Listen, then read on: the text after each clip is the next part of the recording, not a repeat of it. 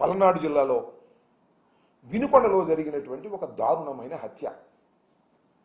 అది సోషల్ మీడియాలో కానీ మరో రకంగా కానీ అందరూ చూసే ఉంటారు. ఎంత దారుణంగా హత్య జరిగిందో నేను ప్రత్యేకంగా చెప్పాల్సినటువంటి అవసరం లేదు. దీన్ని వాళ్ళు ఏం చెప్తారంటే ఇది రాజకీయ హత్య కాదు, ఇద్దరు మిత్రుల మధ్యన జరిగినటువంటి హత్య అని అటు పోలీస్ వైపు నుంచి ఇటు ప్రభుత్వం వైపు నుంచి చెప్పి దీన్ని డైల్యూట్ చేయాలనేటువంటి ప్రయత్నం చేస్తున్నారు.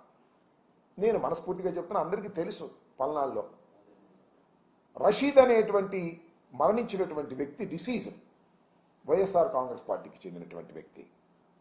జిలానీ అనే అతను ప్రస్తుతం తెలుగుదేశంలో ఉన్నారు. అంతకుముందు వైసీపీలో ఉన్న మాట వాస్తవం. ఒక 2 సంవత్సరాల క్రితమో సంవత్సరం క్రితమో ఉన్నారు. ఎలా ఉన్నారంటే లావు శ్రీకృష్ణదేవరాయలు గారు కూడా మా పార్టీలో ఉన్నారు కదా అప్పుడు, అట్లాగే అప్పుడు ఉన్నారు. ఎలా అంటే పార్థసారథి గారు మా పార్టీలో ఉన్నారు కదా అప్పుడు, అలాగే ఉన్నారు.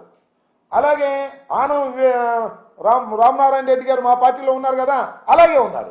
అక్కడ తెలుగుదేశంలోకి వెళ్ళారు. తెలుగుదేశంలోకి వెళ్ళి అక్కడ ఉన్నటువంటి స్థానిక శాసనసభ్యుడు ఆంజనేయులు గారి ప్రోద్బలంతో, అలాగే మక్కిన మల్లికార్జున గారి ప్రోద్బలంతో దౌర్జన్య కాండలు నిర్వహించేటటువంటి క్రమంలో అతి దారుణంగా ఒక యువకుణ్ణి, కక్షలు లేవు, కార్పణ్యాలు లేవు. నేను అడుగుతా ఉన్నా, పోనీ ఆ రషీద్ అనే అతను ఇంతకుముందే ఉన్న హత్య చేశాడా, ఎవరన్నా పొడిచాడా, ఏదైనా క్రిమినల్ కేసు చేశాడా? అలాంటి వ్యక్తిని అతి దారుణంగా రోడ్డు మీద చంపేశారు. దీన్ని ప్రశ్నిస్తే జగన్మోహన్ రెడ్డి గారు వెళ్ళి పరామర్శిస్తే భరించలేకపోతున్నారు. అది వ్యక్తిగతమైన తగాదా? నేను అడుగుతా ఉన్నానండి, అది వ్యక్తిగతమైన తగాదా అనుకున్నాను కాసేపు.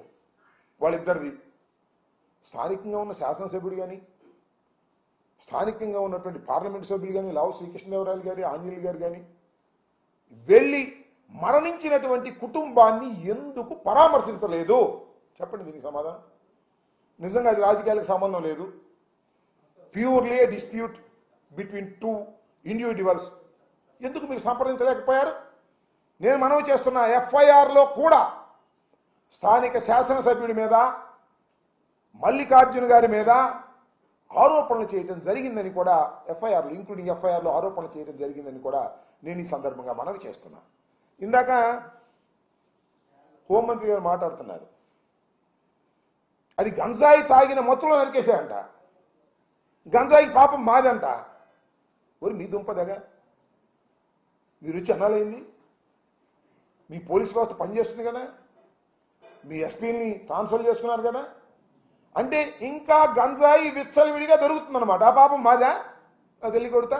నెల 15 రోజులు నీ పరిపాలన వచ్చినా కూడా వినుకొండలో బహిరంగంగా గంజాయి దొరుకుతుందని మీరే అంగీకరిస్తే ఏం చెప్పాలి? హోంమంత్రి సాక్షాత్తు అంగీకరిస్తే ఇది ఏదో ఒక విధంగా మసిపూసి మారేడుకాయ చేసి వినుకొండలో జరిగినటువంటి పొలిటికల్ హత్యని ఒక ఇండివిజువల్ హత్యగా తీర్చిదిద్దాలనేటువంటి ప్రయత్నం అటు పోలీసు వారు, ఇటు తెలుగుదేశం వారు, దాంతోపాటు హోంమంత్రి గారు, ముఖ్యమంత్రి గారు వీళ్ళందరూ ప్రయత్నం చేస్తున్నారు. దీన్ని ప్రజలు గమనించాలని ఈ సందర్భంగా మనవి చేస్తున్నాం.